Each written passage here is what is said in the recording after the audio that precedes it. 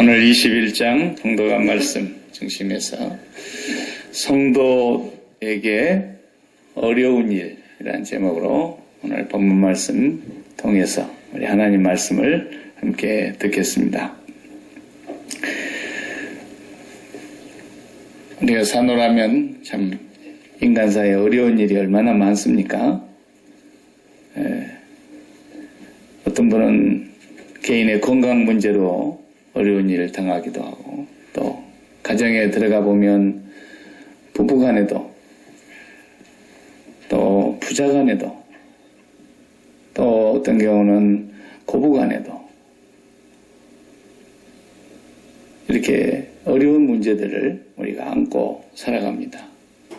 또 돈 문제 가지고 경제적인 문제로, 또 사업을 하다 보면은 사업상의 어떤 어려운 문제들이 우리를 굉장히 힘들게 하죠. 제가 신학교를 다닐 때 우리 목회학을 가르치시던 지금은 고인이 되신 목사님이신데, 교인이 이렇게 한 사람이 오면은 그 한 사람의 일생을 우리가 맞아들이는 것이기 때문에, 그 사람이 살아온 일생을 우리가 하나님 앞에서 이제 한 가족으로 맞아들이기 때문에 만 가지 걱정, 근심을 갖고 들어온다. 그런 말씀을 하셨어요. 그래서 그 말이 그때 당시 우리 학생 때 귀에 들리겠습니까만, 목회를 하면서 보면은 사실 그 말씀이 지금에 와서 보니까 그분의 목회 가운데서 뭘 의미했던가 하는 것을 알게 돼요. 여러분은 살면서 뭔 문제가 제일 어렵던가요? 그냥 돈 문제가 제일 어려운 문제든가요? 아니면 건강 문제가 어렵던가요? 아니면 건강 문제가 어렵다는 분도 있고. 근데 그런 문제를 안 당해본 사람은 말을 하지 마세요. 사람과의 관계가 제일 어렵습니다. 인생살이 속에 사람과의 관계가 얼마나 힘들지 몰라요. 안 당해본 사람은 말을 하지 말라는 얘기를 제가 서론에 지금 먼저 하는 거예요. 다윗은 10년여 동안 사울과의 관계 속에서 쫓겨다니고 사울이 죽이려고 그러고, 피할 데가 어디 있습니까? 이스라엘 땅이 지금도 손바닥만한 땅인데 세계에 비하면 거기서 어디로 피할 데가 없어요. 그 사울과의 관계가 1년도 아니고 10여 년 동안 그렇게 어려운 관계로 살다 보니까 한 사람은 왕이요, 한 사람은 왕의 사위요, 또 어때는 왕의 비서 역할도 하는 그런 경호 실장 같은 자리에 있었던 사람이고 군대의 장군이었어요. 그래서 이 사람과의 관계가 그렇게 힘든 거예요. 황 집사님은 걔한테 물려갖고 저렇게 힘들지만, 거기까지 나는 걔 아무것도 아니라고 생각해요. 나한테 그랬으면 저는 벌써 죽었어요. 저 양반 마음이 약해갖고 그걸 살려주니까 그러지, 저는 그 다음날 죽여버렸어요. 무섭죠? 무슨 말 합니까? 그러니까 걔하고 관계는 아무것도 아니에요. 사람은 그리 할 수 없잖아요. 사울은 자기를 죽여보려고 그러는데 그 사람을 안 죽이고 놔두니까 끊임없이 자기를 공격해 오는데 이걸 어떻게 하겠어요? 다윗이 죽여버리면 간다는 건데 그걸 안 죽이고 그렇게 오랫동안 10여 년 동안 쫓겨다니면서 그런 어려움을 당하지 않습니까, 여러분? 사람과의 관계가 인생살이에서 제일 어렵습니다. 내가 난 자식하고도 한번 삐걱하면요, 죽을 때까지 안 보는 사람도 있습니다. 무서운 거예요, 이게.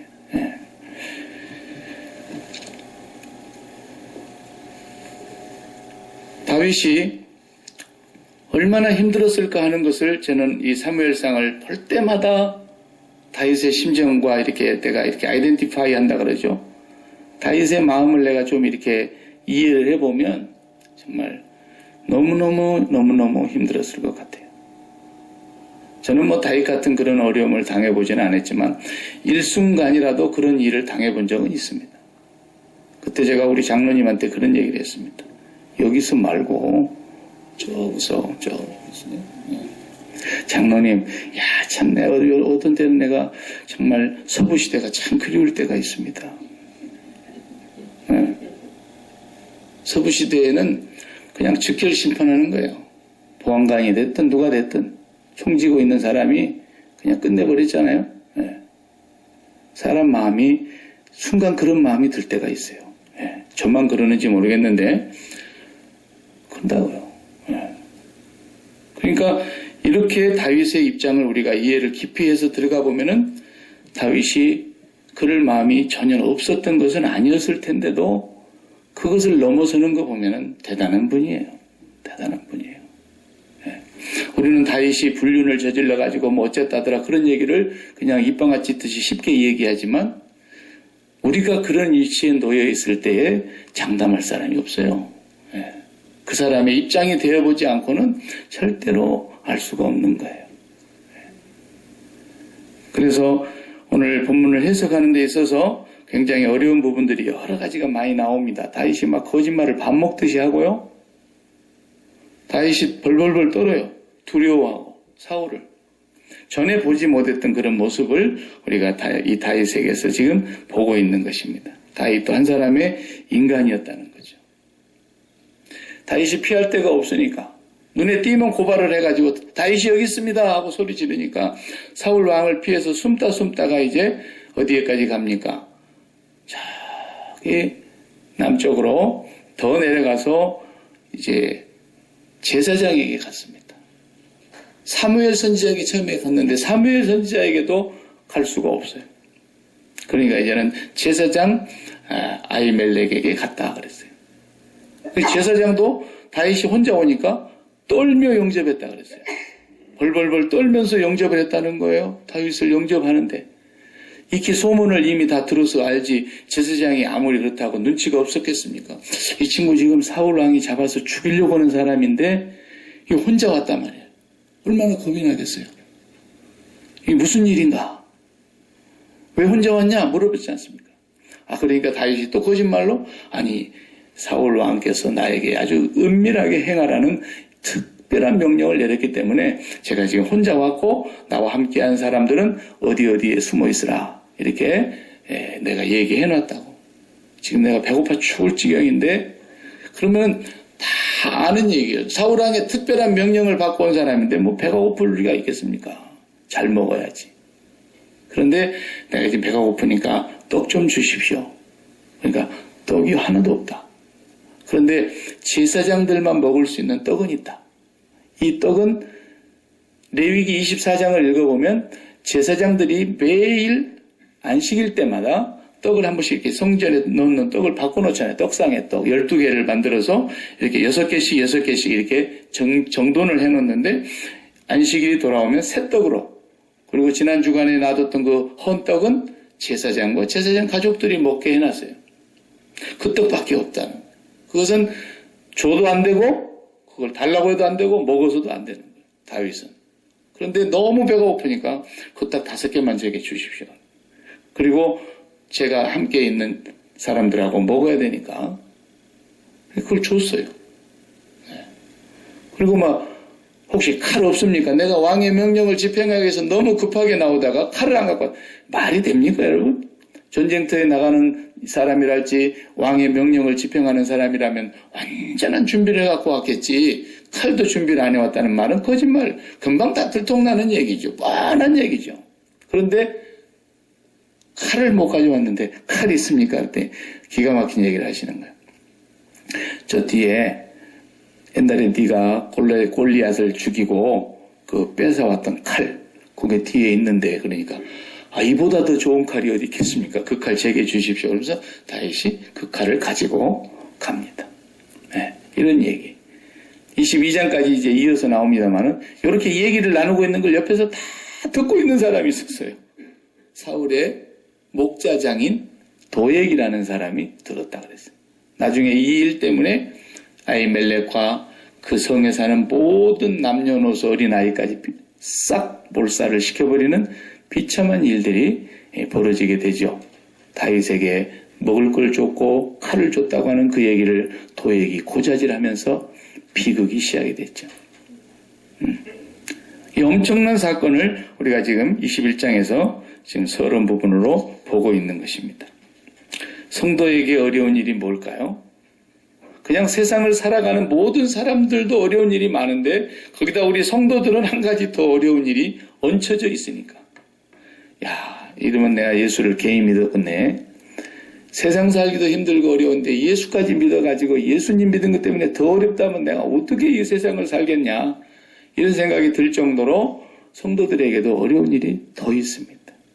그게 첫 번째가 뭐냐면 힘이 있는데 힘을 안 쓰는 거. 그거 참 어렵습니다.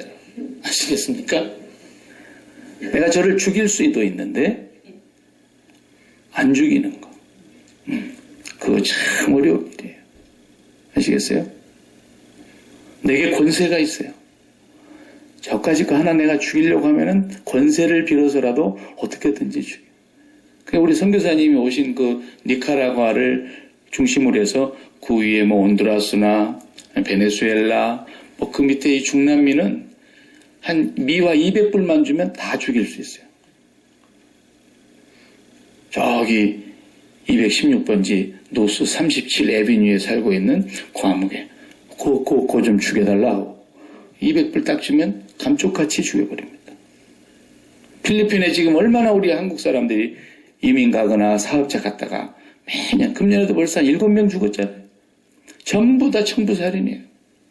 사람 죽이는 것까지 그 뭐 돈 200불만 있으면 죽인다라는 거예요.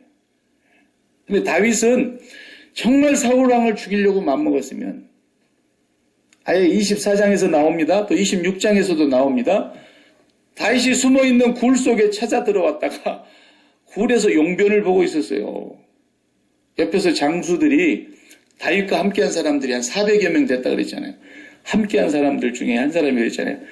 왕이요, 제게 명령만 내리면 요거 지금 용변 보고 있는데 요거 그냥 뒤에서 한 방에 찔러서 2번도 칼을 안 쓰고 한 방에 죽이겠습니다 그랬어요. 똥 누고 있는 거 뭐 완전히 긴장 풀고 있는 거 아니죠 지금. 예. 그런데도 야 죽이지 마라. 하나님의 기름 부음을 받은 자를 사람이 함부로 그렇게 하는 거 안 돼. 안 죽이는 거. 이거 정말 어려운 일입니다 여러분. 남의 얘기니까 안 당해보고는 그런 얘기 우리가 함부로 할 수 없어요. 그래 한 번을 살려줬는데 25장 지나 26장에 또 그런 일이 벌어지는데 24장에서 25장을 넘어가는 기간 동안에 다윗을 또 사울이 죽이려고 얼마나 군대를 풀고 이접듯이 잡아오는지 말이죠. 아니 요까지 것이 내가 지난번에 살려줬는데 그때 잠깐 잘못했다고 뉘우치는 것 같더니 이거 봐라. 이번에 두 번째는 하나님이 아예 치워버리라고 나한테 붙여주네. 이렇게 해석을 하면 되는 거예요. 그냥 해석하기 나름이잖아요. 그런데 두 번째 또 붙여줬는데도 아서 안 돼. 이렇게 하는 거예요.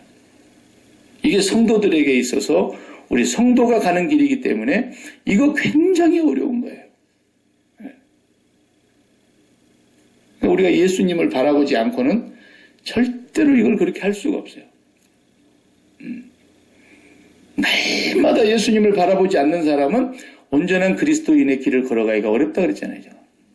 십자가는 고난주간에 바라보는 게 아니에요. 그렇게 생각하고 십자가를 평소에 잊어버리고 사는 사람은 그리스도인 아닙니다. 제가 장담할 수 있어요. 종교인이지. 머리로 믿는 종교인이지 그리스도인 아니에요. 우리는 어떤 순간에도 눈을 뜨면 첫 번째 주여 오늘도 내가 그리스도와 함께 죽고 오늘도 그리스도가 내 안에 사는 삶을 이제 시작하겠습니다. 기도하고 나서야 돼요. 십자가를 바라보지 않으면 단 한순간도 우리의 마음을 지킬 수가 없습니다. 그러니까 예수님께서 잡히시던 그날 성만찬을 끝내고 감람산에서 기도하시다가 이제 잡으려고 검과 망치를 들고 온 그 대제사장이 보낸 하수인들 그 앞에서 그냥 베드로가 내가 이럴 때 쓰려고 준비해놓은 칼을 딱 꺼내. 그때 총이 있었으면 총을 꺼냈겠죠. 그 칼을 가지고 그냥 사시미 뜨듯이 그냥 두 쪽을 내보려고 그랬는데 이게 어떻게 착착 피었는지 그냥 귀가 스쳐갖고 귀가 땅에 뚝 떨어졌다 했어. 귀가. 그러니까 다른 제자들은 미처 준비 못했는데 베드로는 칼을 준비하고 있어요. 그때 예수님 뭐라 그러십니까? 베드로야, 칼을 집에 도로 집어넣어. 내가 지금이라도 하늘의 아버지 앞에 기도해서 12영이 더 되는 하늘의 군대를 내가 지금도 불러내려서 동원할 수 없어서 내가 이런 줄 아느냐? 네가 그렇게 하면은 하늘에서 이런 일이 있으리라고 하신 하나님의 뜻이 어떻게 이루어지겠느냐? 예수님이 그렇게 말씀하시면서 십자가를 지시지 않습니까? 그러니까 이 십자가를 지고 가신 예수님을 우리가 보면서 성도가 가는 길은 바로 그 예수님과 함께 죽고 예수님과 함께 연합하고 예수님과 함께 살지 않으면 절대로 못하는 일이에요. 그러니까 스데반이 돌무행에 맞아 죽을 때에 주여 저들의 죄를 저들에게 돌리지 마옵소서 그렇게 나왔다 그러니까 그게 진짜 쉽게 나오는 게 아니죠. 어떻게 해서 그렇게 나온 겁니까? 하늘 아버지께서 그의 눈을 열어 보좌 우편에 서 계신 부활하여 승천하셔서 하나님의 보좌로 다시 되돌아가신 예수 그리스도를 보는 순간에 그 마음이 저 돌을맹이로 자기를 내려 찍는 사람들을 용서해달라고 기도가 나왔던 거예요. 네. 사도 바울이 전도하러 다니면서 우리가 보면은 그런 것을 배워서 사도 바울은 로마의 시민권자입니다. 저 중동 지역은 우리가 미국 시민권을 갖고 나가서 내가 미국 시민권자다 그러면 중동 지역에서는 지도새도 모르게 잡혀가서 죽을지 모릅니다. 그쪽을 빼놓고는 그래도 미국 시민권자가 브라질에 가서 조금 대접을 못 받는 일은 있어도 전 세계 어디를 가도 미국 시민권자를 함부로 할 수 없습니다. 그러죠? 네. 그런데 당대 로마 시민권을 갖고 있는 사도 바울은 함부로 누가 건들면 죽는 거예요.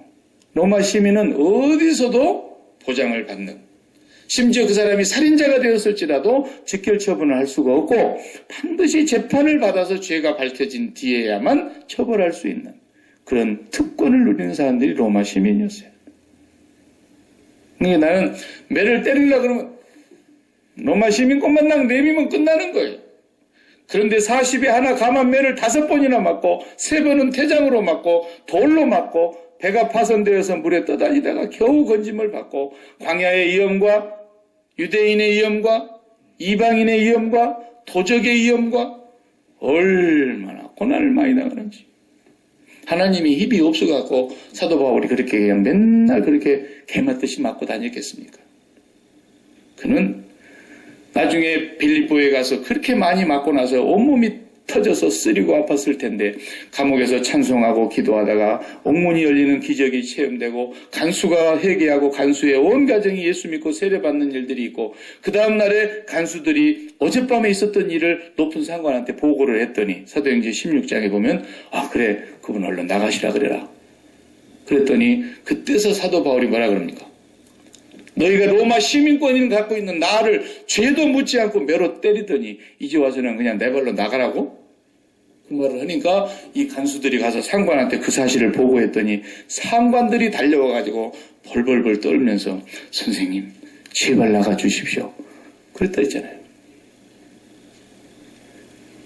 사도 바울은 자기 자신을 위해서 그런 걸 쓰지를 않았어요.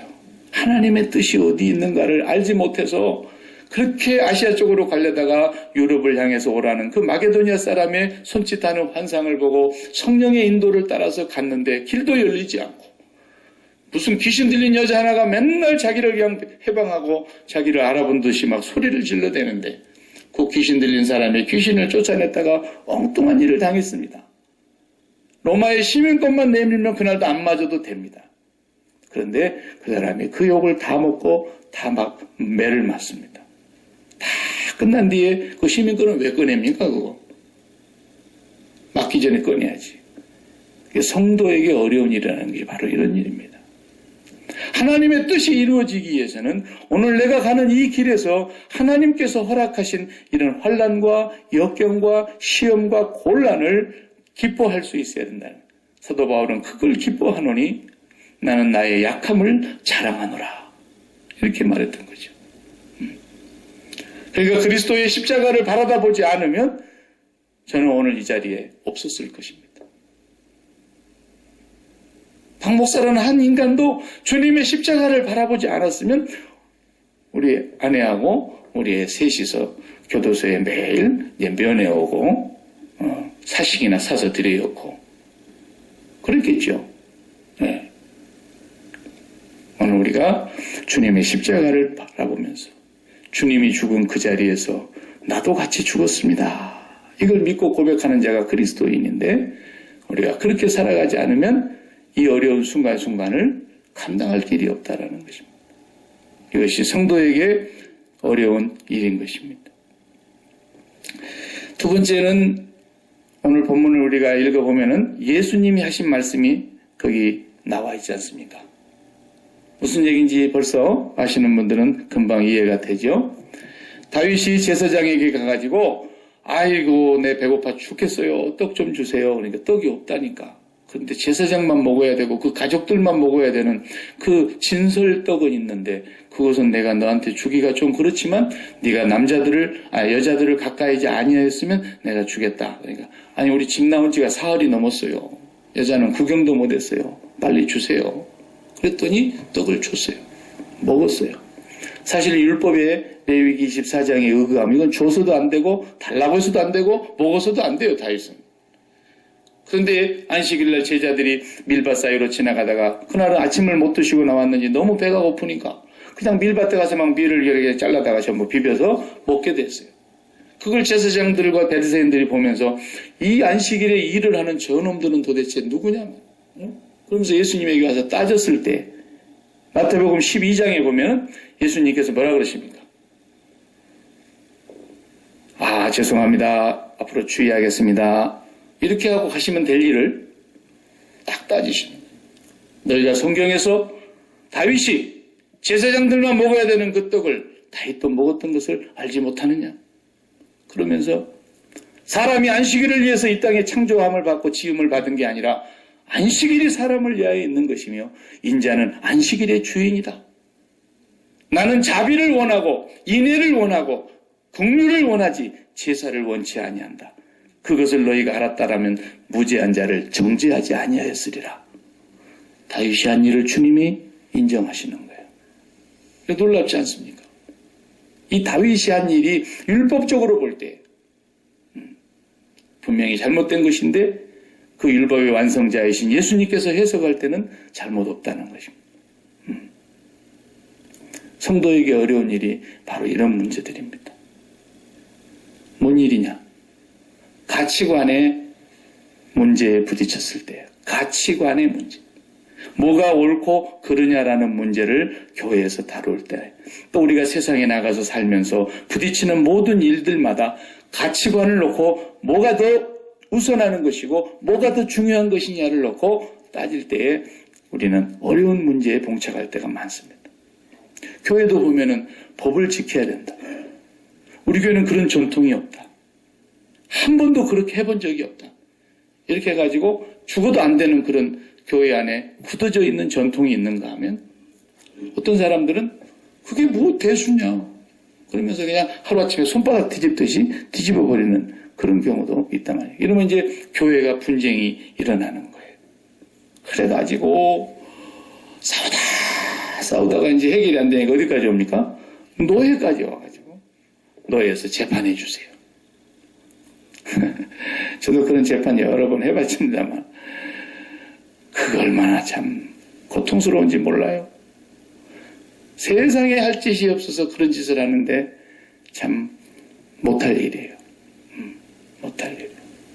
우리는 분명히 알아야 됩니다. 예수님의 이 말씀을 통해서 알아야 돼요. 뭐가 제일 중요합니까? 목숨이 제일 중요합니다. 생명이 제일 중요합니다. 아무리 법이 있고 전통이 있고 뭐 그 위에 할아버지가 있어도 목숨, 생명이 더 중요하다는 것을 예수님께서 말씀하시고 계시죠. 생명 우선이에요. 그래서 가치관에 충돌할 때 우리는 이 예수님의 가르치심을 통해서 그 정신을 배워야 되는데 이 성소의 떡은 뭘 상징하는 것이라 그랬습니까? 제가 성찬 예전할 때 낭독하던 말씀들 기억나시죠? 요한복음 6장에 보면은 이 떡은 뭐였어요? 하늘로서 내려온 산떡이다. 생명의 떡이다. 리얼 푸드, 진정한 양식이라는 거예요. 진정한 음식이라는 거죠. 이 생명의 떡을 먹어야 사는 것이다. 그래서 성소의 의미는 성소는 살리는 곳이지 죽이는 곳이 아니고 교회는 어떤 곳입니까? 죽어야 될 사람을 살리는 곳입니다.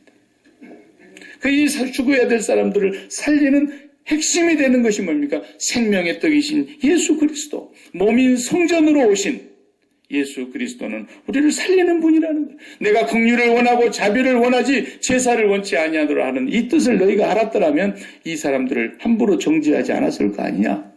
이렇게 말씀하시면서 주님께서는 진정한 가치관의 기준을 말씀해 주신 것입니다. 교회는 이런 가치관의 기준을 잡기가 사람이 모인 곳이기 때문에 역시 어려워요. 사랑이 먼저입니까? 공의가 먼저입니까? 그러면은요, 우리 대학교 옛날에 청년들 가르치고 그럴 때, 자, 오늘은 토론회를 한번 해보자. 라고 막 디베이트가 시작이 되는데요. 교회가 공의가 먼저냐? 사랑이 먼저냐? 그러면 한쪽에는 공의다. 한쪽은 사랑이다. 그래가지고 밤새도록 얘기해도 결론이 안 나옵니다. 법을 지켜야 된다. 법의 정신이 무너지면 안 된다. 법 정신에 의해서 이렇게 하고 나간 사람들은 법이 있어야죠. 지금 당장 나가서 법이 없어 교통법만 하나도 없애봐요. 오늘 또 난리가 날 겁니다. 도로가. 그러나 사랑이 또 없는 세상. 이거 어떻게 삽니까, 여러분? 사랑이 없는 세상. 그러니까 사랑을 실천하자니 공의가 훼손을 당할 때가 있고 공의대로 법을 지키자니 사랑이 훼손을 당해야 되는 경우가 있고 이 두 개는 도저히 인간의 머리로 인간의 방법으로 인간의 통치로는 해결할 수가 없는 것입니다. 이런 거 철학자들이 모여갖고 맨날 그런 얘기하고 있지 않습니까? 참된 공의란 무엇이냐. 밥 먹고 맨날 하는 소리가 그런 소리지만 답을 몰라요, 자기들도. 그 공의와 그 사랑이 도저히 만날 수가 없어. 공의는 공의대로 공의가 옳습니다. 국회에서 맨날 그러고 있지 않습니까? 그래도 사람 사는 세상에 어떻게 그럴 수가 있습니까? 또 사랑을 얘기하니까 이게 한 번도 서로 만나지지가 않는데 이 사랑과 이 공의가 서로 만나서 입맞춤을 한 자리가 바로 예수 그리스도의 십자가의 자리였던 거예요. 하나님만 해결할 수 있는 이 입맞춤의 자리. 반드시 우리 죄인들은 다 저주를 받아야 합당한 자들이요. 우리 모두가 다 지옥의 땔감밖에 안 되는 존재들이지만 하나님의 공의에 의해서 우리가 다 저주가 합당한 자들이지만 하나님께서는 그 공의로운 심판을 당신의 독생자이신 예수 그리스도에게 내리시는 십자가의 형벌로 십자가에서 못 박혀 죽게 하시고 하나님의 그 완전한 그 사랑으로 우리를 용서하셨단 말입니다. 그 십자가만이 하나님의 사랑과 공의가 입맞춤을 할 수 있는, 만날 수 있는 자리가 되는 것입니다. 바로 이 자리가 생명의 떡으로 오신 예수 그리스도. 모든 사람이 다 죄인입니다. 그런데 그 사람을 살려야 되겠기에 하나님의 공의의 심판을 자기의 몸에 짊어지시면서 우리를 용서하신 그 십자가의 사랑으로 하나님의 최고의 가치는 죄인의 생명을 살리는 것이었다.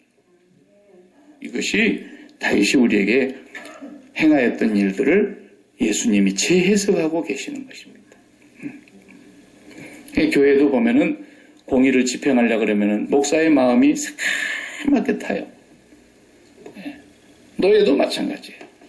그래서 어떤 사람이 마태복음 15장이 그렇지 않습니까? 어떤 사람이 잘못하거든 당사자끼리 문제를 해결해라. 그 사람하고만 얘기해라. 그래도 그 사람이 절대로 잘못을 시인하지 않고 그러거들랑 두세 증인의 입을 가지고 가라. 그 두세 증인의 입으로도 그 사람이 끝까지 시인하지 않거들랑 교회 앞에 공개해라. 그래서 교회 앞에서 공개해도 끝까지 회개치 아니하면 어떻게 하라 그랬어요? 교회에서 내치라. 그래서 예수님이 그랬어요. 마태복음 15장에 보면. 그래서 이방인과 세리처럼 여겨라 그랬어요. 이렇게 되기까지는 엄청난 인내와 고통과 아픔이 따른 것이죠.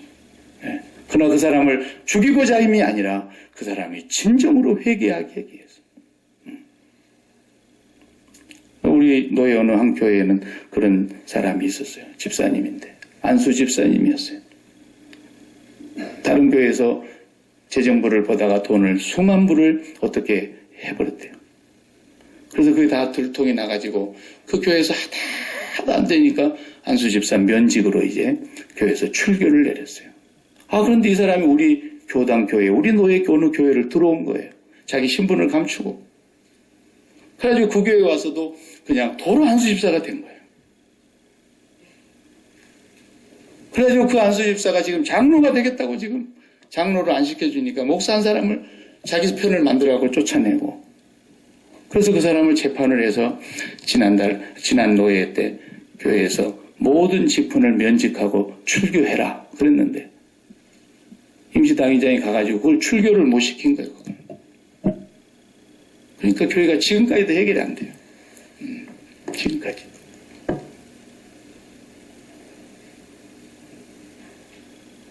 그러나 오늘 우리가 분명히 알아야 될 것은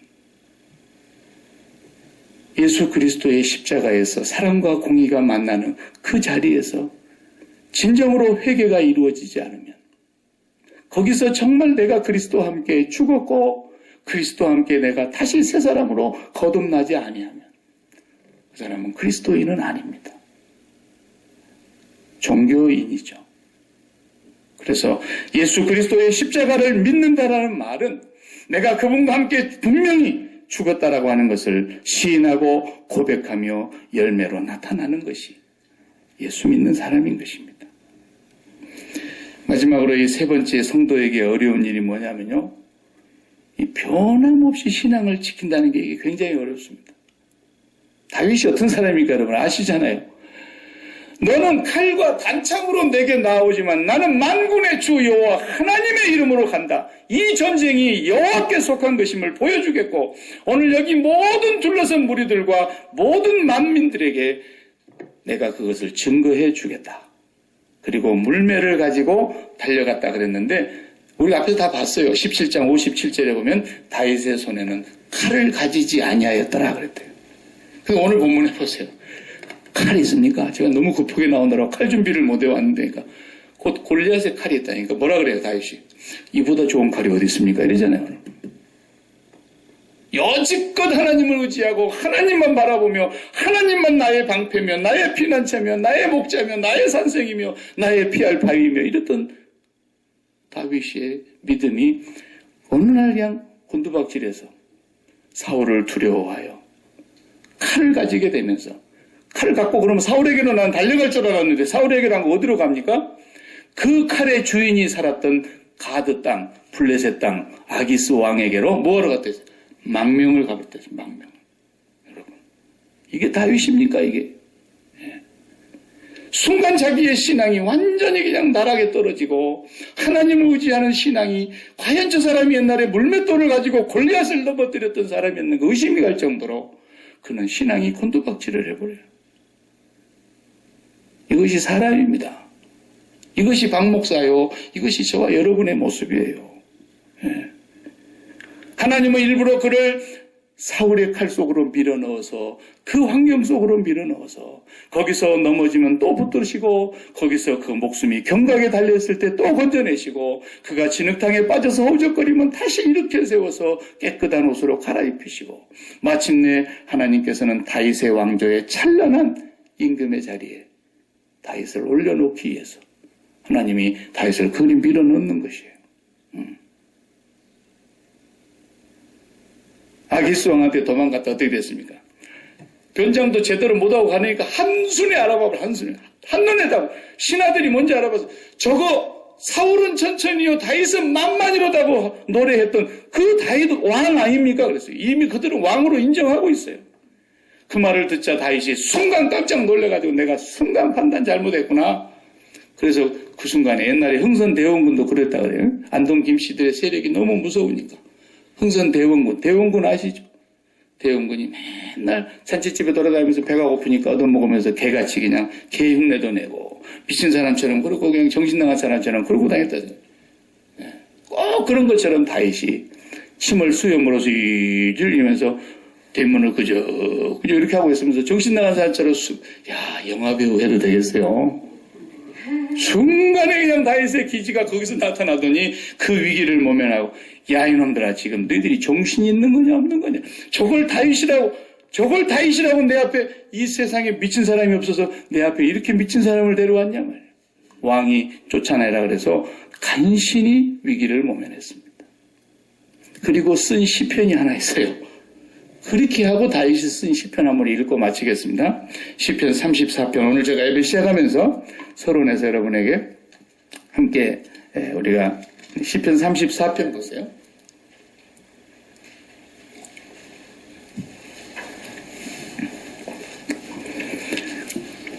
그 표제어가 제목이 붙어 있어요. 34편에 보면 뭐라 그럽니까? 다윗이 아비멜렉 앞에서 미친 채 하다가 쫓겨나서 지은 죄 하다. 제목도 리얼하네 아주. 여기 아비멜렉이라는 것은 아기스 왕인데, 아비멜렉은 그 왕조의 이름이에요. 아비멜렉의 왕조에 아기스 왕이 다스리고 있었을 때라는, 그렇게 이해하시면 이해가 됩니다. 아비멜렉 앞에서 미친 채 하다가 쫓겨나서 지은 시가 하나 있다는 거예요. 그러니까 시편을 읽을 때요, 목가적인 풍경에서 떡 푸른 잔디밭에 누워가지고 시냇물을 바라보면서 쓴 시는 거의 없어요. 다윗의 일생을 이해를 못하면 시편을 이해할 수가 없고, 일반 한 사람의 시를 우리가 한 사람의 수필을 읽으려 해도 그 사람이 태어난 환경과 자란 배경을 모르면 그 글을 이해하기가 어려워요. 시편은 다윗이 그 아비멜렉 앞에서 그냥 죽을 뻔했는데, 참수형을 당할 뻔했는데 간신히 미친 채 하다가 빠져나와서 하는 시가 나왔어요. 다 읽어볼 수가 없습니다만은 여러분이 이제 한번 더 읽어보시기 바랍니다. 6절에 보시면, 이 공고한 자가 부르짖음에 여호와께서 들으시고 그의 모든 환난에서 구원하셨도다. 여호와의 천사가 주를 경외하는 자를 둘러친치고 그들을 건지시는다. 다 같이, 너희는 여호와의 선하심을 맛보아 알지어다. 그에게 피하는 자는 복이 있도다. 너희 성도들아, 여호와를 경외하라. 그를 경외하는 자에게는 부족함이 없도다. 젊은 사자는 궁핍하여 줄일지라도 여호와를 찾는 자는 모든 좋은 것에 부족함이 없으리로다. 아멘. 그에게 피하는 자는 복이 있도다. 이 말 한마디가 그냥 나온 시편이 아니라니까요. 이 조그만 땅덩어리에서 사울의 칼날을 피해서 이리저리 사방으로 피해봤지만 피할 구석이라고는 단 한 곳도 없어서 마침내는 자기가 죽였던 골리앗의 나라로 망명을 가려고 거기에 은신처를 찾아보려고 갔다가 거기서도 크게 수치를 당하고 큰 변을 당할 뻔했는데, 거기서 다시 나중에 갓 선지자가 빨리 돌아오라. 이제 다음 장에 나옵니다만은 이 땅으로 돌아오라 해서 바로 들어오잖아요. 절대로 피할 곳이 없다고 하는 것을 알면서, 내가 피할 곳은 나의 반석, 나의 피할 바위, 나의 피난처, 여호와 아버지 한 분밖에 없구나. 사람 의지하지 마세요. 네. 그 사람이 나의 속을 알아줄 것이다. 천만의 말씀이에요. 난 우리 집 사람도 안 믿습니다. 예. 예수도 겨우 믿는데 누굴 믿어요, 내가? 예. 아무도 나는 믿지는 않습니다. 믿지는 않습니다. 그렇다고 내가 여러분 안 믿는다는 얘기가 아니에요. 오해하지 마세요. 우리는 그리스도 한 분을 붙들고 그분의 십자가에서 철저하게 죽는 삶이 아니면, 사도 바울도 그래서 내가 다른 사람들에게 부지런히 전파해서 그들을 구원해놓고 내 자신이 도리어 버림이 될까 두려워하노라. 고린도전서 9장에 그랬잖아요. 선줄로 넘어선 자는, 선줄로 생각한 자는 넘어질까 조심하라 그랬고요. 그는 달려갈 길 다 달리도록 믿음을 지키면서 선한 싸움으로만, 그 선한 싸움이 뭐예요? 십자가에 죽는 싸움이에요. 예수님이 가르쳐준 싸움이에요. 성도에게는 어려운 일이 너무너무 많습니다. 내가 100번 옳고 할 수 있고 권력이 있고 힘이 있어도 그 힘을 다 쓰지 않는 것. 진정한 가치는 생명과 죄인을 생명을 살리는 일이라는 걸 알고 죄인을 불쌍히 여기는 것. 그리고 진정으로 내 믿음이 엎치락대치락 나도 왕년에 한때 그런 소리를 할 것이 없어요. 오늘 지금 어쩌냐는 거예요. 저도 옛날에는 기도할 때 그냥 공동묘지 가서 기도했어요. 두려움을 내쫓기 위해서. 응? 맨날 며칠 청년들 끌고 다니면서 공동묘지에서 묘자리 하나씩 붙들고 서울 마무리 공동묘지 옆에서 제가 목회를 했습니다. 그런 얘기하면 so what? 지금 내 어떠냐는 거예요. 지금 왕년에 글 안 해본 사람이 여기 어디 있겠어요? 오늘 지금 이 순간. 그런데 다윗은 지금 나락으로 떨어지고 있는 거예요. 그런 나를 오늘 또 주님께서 붙들어 주시기 때문에 내가 있고 여러분이 있는 것입니다. 오늘 또 그분만을 나의 유일한 피난처를 삼고 십자가 그늘 아래로 들어가는 사람만 진정한 그 평화를 맛보게 되는 것입니다. 십자가 그늘 아래 나 쉬기 원하네. 거기에서 우리가 진정으로 이 성도의 어려운 일들을 극복해 나가는 것입니다. 기도하십시다.